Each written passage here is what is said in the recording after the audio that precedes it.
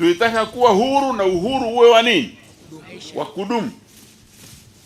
Kwa kazi yetu ni kudumisha uhuru, na kudumisha uhuru ni kutupa haki ya kuamua mambo tunayoona yanatufaa sisi,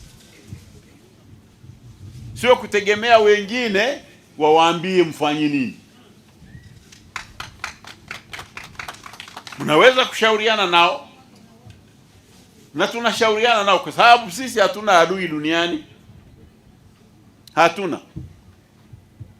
Tuna uhusiano mzuri sana na Ulaya, tuna uhusiano mzuri na Marekani, na tuna uhusiano mzuri na nchi zingine zote duniani. Na juzi rais wetu ameenda Urusi. Wengine wanauliza ameenda kufanya nini?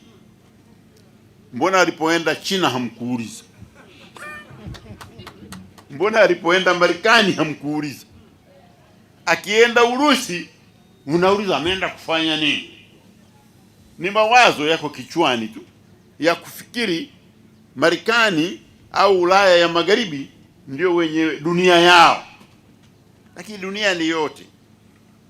Na sisi tangu mwasisi wetu Julius Nyerere alituambia katika dunia inayogombana sisi tusiwe na nini? Tukae katikati. Wakigombana Warusi na Marekani, sisi tunakaa katikati. Kwa hiyo ukienda Marekani, baadaye unaenda wapi? Urusi. Na wewe huna haja ya kuuliza umeenda Urusi kufanya nini. Mbona hukuuliza tulipoenda Amerika? Hatufungamani na nini? Na upande wowote. Tunatazama swala na hoja. Tukiona hoja tunasema. Chama chetu kilijipa kazi ya kupambana na dhuluma. Dhuluma ndani ya nchi na dhuluma wapi? Nje ya nchi.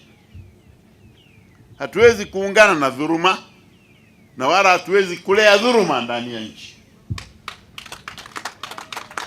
Huo ndio uhuru tuliodai, ambaye haujui vizuri ndio huo wa kuamua mambo yetu na kuhakikisha watu wetu wanaishi na hawadhulumiwi.